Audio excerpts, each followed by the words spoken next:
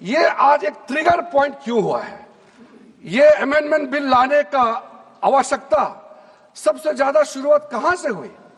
मैं संक्षेप में बताना चाहता हूं। 2013 में, 2014 में हम सब चुनाव में गए और चुनाव में जाने से पहले 2013 में कुछ कदम ऐसे उठाए गए हैं जो आप सुन करके, आप सदस्य के रूप में भी और इस देश का नागरिक होने के कारण आपके दिमाग में यह बात जरूर सवाल उठेगा कि ऐसा कदम क्यों उठाया गया है।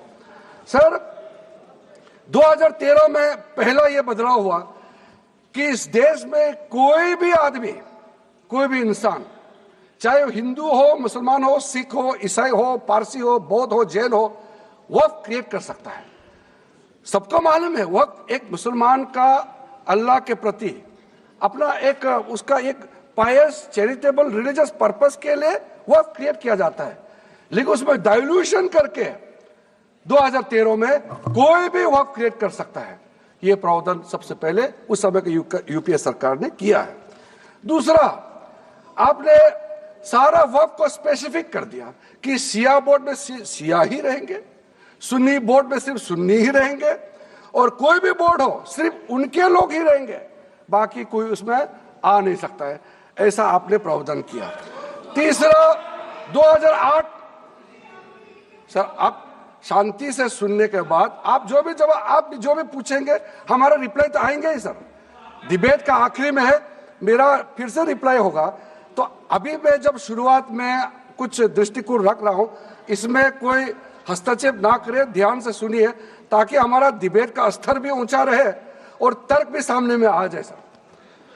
सर, एक प्रावधान आया सेक्शन 108। उस सेक्शन 108 में यह लिखा गया है कि वक्फ बोर्ड का जो प्रावधान है इस देश में कोई भी मौजूदा कानून के ऊपर में रहेगा, ओवरराइडिंग इफेक्ट रहेगा। ऐसा आपने कानून बनाया है। इस देश में ऐसा कानून कैसे मंजूर कर सकते हैं अध्यक्ष महोदय जी? हर कानून अपना अपना हिसाब से चलता है, लेकिन एक कानून दूसरे कानून के ऊपर में ओवरराइडिंग इफेक्ट होगा, ये कोई भी मान्यता नहीं दे सकता है।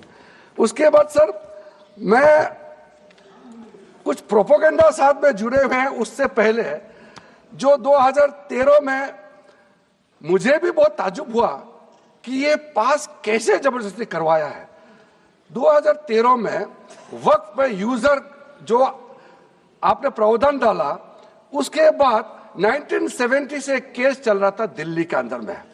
दिल्ली के अंदर में हमारा सीजीओ कॉम्प्लेक्स है, पार्लियामेंट बिल्डिंग है, कई प्रॉपर्टीज है, और इसको वक्फ बोर्ड, दिल्ली वक्फ बोर्ड ने क्लेम किया कि ये वक्फ प्रॉपर्टीज है। उसके बाद ये केस चल रहा था अदालत में। उस समय यूपीए सरकार ने पूरा सारा जमीन को डी नोटिफाई करके वक्फ बोर्ड को दे दिया। 123 प्रॉपर्टी। अगर आज हम ये संशोधन लेके नहीं आते तो जिस सदन में हम बैठे हैं, ये पार्लियामेंट बिल्डिंग, इसको भी क्लेम किया जा रहा था। एयरपोर्ट, बसंत विहार, और अगर नरेंद्र मोदी जी का सरकार नहीं आते, अगर यूपीए का सरकार कंटिन्यू रहता, तो क्या क्या बिल्डिंग को डी नोटिफाई किया जाना था। 123 प्रॉपर्टी को तो डी नोटिफाई किया।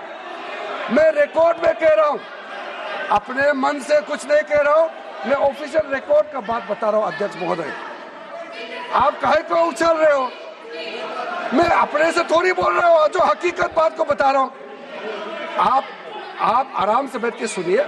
आपके दल को और आपको सबको बोलने का मौका मिलेगा। माननीय मंत्री जी।